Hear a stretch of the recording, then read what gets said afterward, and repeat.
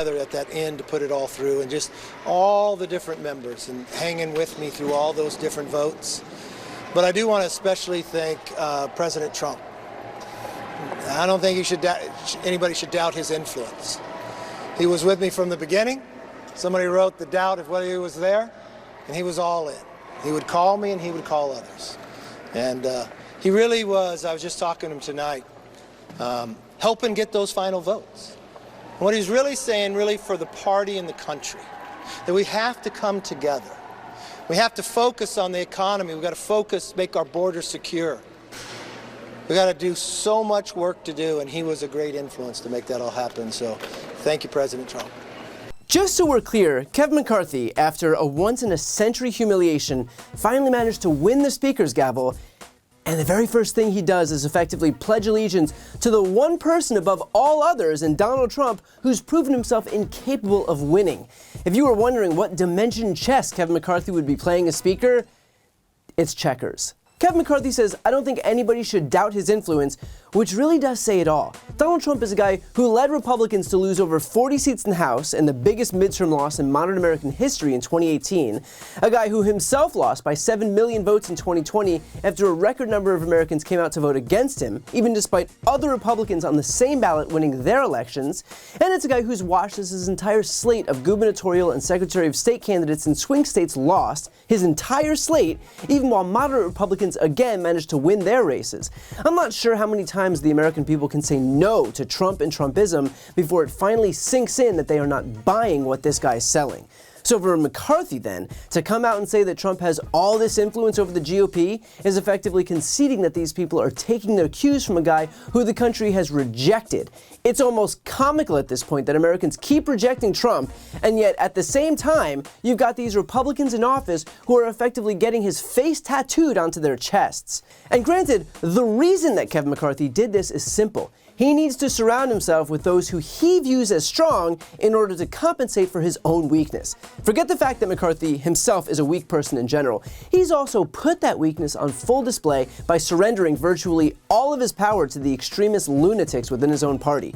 McCarthy is a speaker in name only, with the irony being that the only reason those extremists got so much power and confidence is because people like Kevin McCarthy refused to ever condemn them for their antics.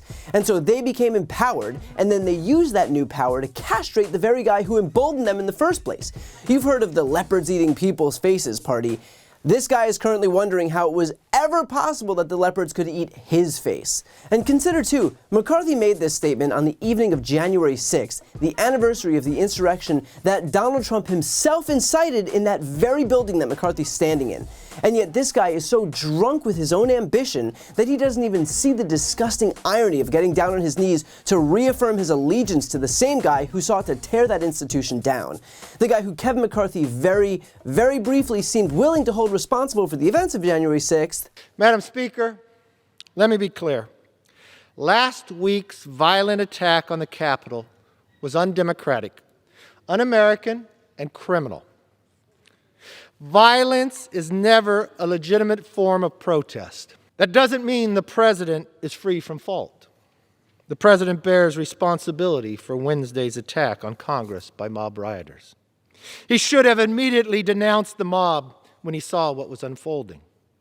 These facts require immediate action by President Trump. Accept his share of responsibility, quell the brewing unrest, and ensure President-elect Biden is able to successfully begin his term. And the president's immediate action also deserves congressional action, which is why I think a fact-finding commission and a censure resolution would be prudent. Unfortunately, that is not where we are today. The eyes of the nation and the world are upon us. We must seize this opportunity and heal and grow stronger. As leaders, our place in history depends on whether we call on our better angels and refocus our efforts to work directly for the American people. United, we can deliver peace, strength, and prosperity our country desperately needs. Divided, we will fail. Until, of course, it came time to show some spine, and McCarthy, having no such structure, immediately discarded any semblance of integrity and instead just went back to acting as a doormat for Donald Trump. And that really is the whole ballgame here, because it shows that McCarthy doesn't actually stand for anything. He condemned Trump and then ran right back to him. He was for immigration reform and then against it. He was for Liz Cheney and then against her, against Marjorie Taylor Greene and then supported her. The guy is the human embodiment of one of those inflatable tube men at used car dealerships, moving in whatever direction the wind blows him, which, by the way, is exactly the reason that someone like Donald Trump supports him. Not because he's strong, but the polar opposite, because he is weak enough to use as the tool that he is. And even Trump, who is as ham-handed and clumsy as it gets when it comes to strategy, can obviously see that. So if you're keeping track at home, Kevin McCarthy is owned by Donald Trump, he's owned by the extremist House Republicans who effectively neutered him when he agreed to their list of demands in exchange for their votes, and he's owned by that base, which is a shrinking and increasingly irrelevant subset of the population that dictates primary winners only to watch their far-right candidates fail when it comes time to vote in general elections.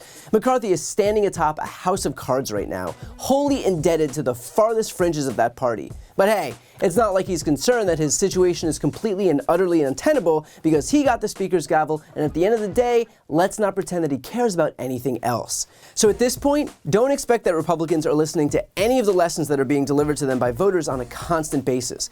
All they're focused on is their fealty to Trump and their desperation to pursue whatever anti-democratic measures will mean they can cling on to power. That's what Trump is to them, a vehicle to retain their grip on the government, even despite the fact that Americans reject them. Because per usual, when it comes to Republicans, it's not about helping Americans, it's about helping themselves. Before you go, if you enjoyed this video and want to see more, please make sure to subscribe to my channel. You can click the thumbnail right here on this screen. And if you want to support my work even further, the best way is to subscribe to my podcast, No Lie with Brian Tyler Cohen. There you can check out my interviews with major players in the world of politics, including President Biden, Vice President Kamala Harris, Pete Buttigieg, Elizabeth Warren, Katie Porter, Jamie Raskin, and so many more. Plus other interviews that live exclusively on the podcast. That link is also right here on this screen, or just search No Lie with Brian Tyler Cohen wherever you listen to podcasts.